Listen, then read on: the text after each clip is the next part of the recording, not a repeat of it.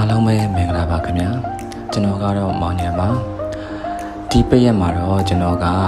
စားကျင်နေတဲ့ချက်ကုန်းမောင်ဟင်းလေးကိုအိမ်မှာရှိတဲ့ပစ္စည်းလေးတွေနဲ့အလွယ်တကူချက်စားဖြစ်ခဲ့ပါတယ်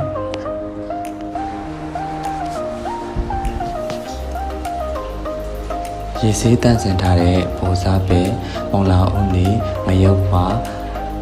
ပြောင်းမှုသေးပန်းကော်ပြီးချက်တော်လေးအစားရှိရာတွေကိုကျွန်တော်ကအနေတော်လေးလှိဖြတ်ထားလိုက်ပါတယ်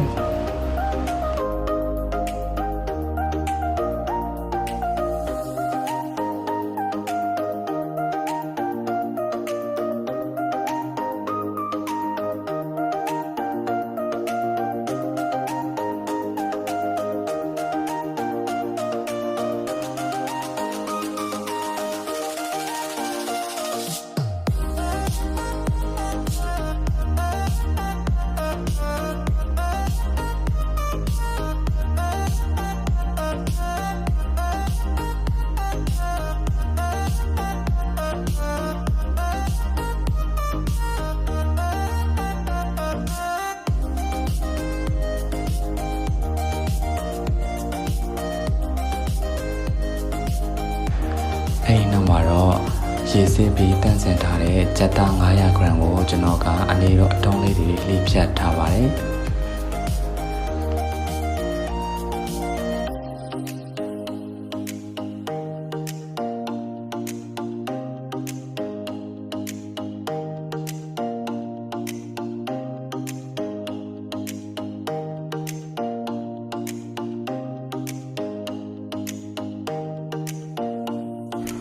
လေးဖြတ်ထားတဲ့ချက်သားကိုကျွန်တော်က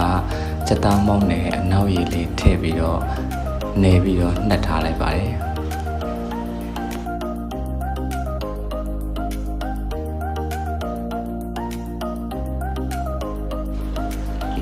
အကောင်အစင်းနဲ့ဖြစ်ပြီဆိုတော့ကျွန်တော်ကနှက်ထားတဲ့ချက်သားတွေကိုစီပပူလေးနဲ့တင်းနေအောင်ကြောထားလိုက်ပါတယ်ချက်သားတွေတင်းလာပြီဆိုရင်ကျွန်တော်ကခုနကလှိထားတဲ့အသီးရွက်တွေကိုတခါတည်းနှောင်းတဲ့အထိထည့်လိမ့်လိုက်ပါတယ်ပြီးတော့ကျွန်တော်ကစီစစ်ထားလိုက်ပါတယ်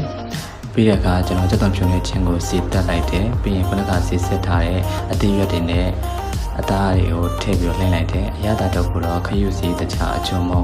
စားရတွေကိုလိုတင်းရောတလောက်ကျွန်တော်ထည့်ပြီးတော့လိမ့်လိုက်ပါတယ်ရေနှဲငယ်ထည့်ပြီးတော့ကျွန်တော်နူးအောင်တင်လိုက်တယ်အဲ့နောက်မှာတော့ကျွန်တော်တို့ဒါရဲတာရှိရဲ့ချက်ကုန်းမောင်ဟင်းရကိုရရှိပြီပဲဖြစ်ပါတယ်စားကြပါအောင်ခင်ဗျာ